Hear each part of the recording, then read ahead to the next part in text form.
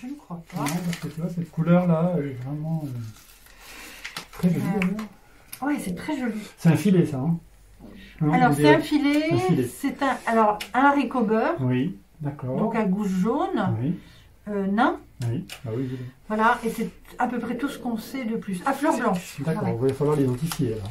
Et bien voilà, ce serait bien peut-être qu'on regarde si on peut avoir un peu plus de documentation, d'informations. Bah écoute, on avait sorti des catalogues, alors tu vois, ça tombe bien. J'ai une question à vous poser. Pourquoi est-ce que vous collectez ces graines? Bah, en fait, c'est vraiment une ressource extraordinaire, dans la mesure où ce sont des variétés qui, pour certaines, ne sont plus proposées dans les catalogues depuis une cinquantaine d'années. Et là, on essaye vraiment, d'une part, de les identifier, d'où même de les tester, de les remettre en culture, et après de les confier à d'autres jardiniers qui vont préserver la ressource. Et après, on ira aussi les mettre au jardin conservatoire à Saint-Pierre.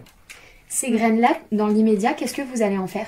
Alors pour le moment, donc déjà le premier travail, ça va être de reprendre nos catalogues, donc des maisons des grainiers, des grainetiers du début du XXe siècle, dans lequel on peut éventuellement trouver une référence sur ces variétés. Une fois qu'on pense avoir identifié la variété, on va la mettre en culture sur une parcelle, chez nous, chez des amis de l'association, et on va chercher confirmation. Mais on mettra des fois 1 an, 2 ans, voire plus pour identifier vraiment une variété. Pourquoi vous faites ça? C'est vraiment de la ressource, c'est un trésor, une ressource génétique qu'il faut absolument garder précieuse. Sur quoi vous allez vous appuyer pour mener votre enquête?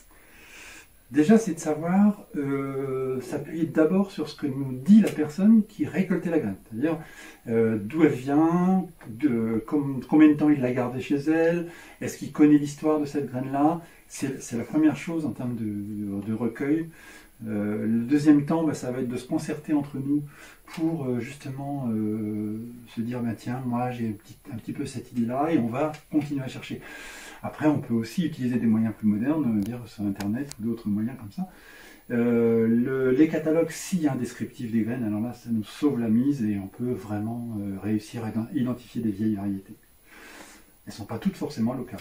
Donc après, nous, l'intérêt, notre recherche est vraiment d'identifier des variétés locales pour les préserver absolument. On a un certain fonds documentaire, on peut appeler ça comme ça. Là, on a des catalogues de cultivateurs grainiers normands, donc du début du XXe siècle.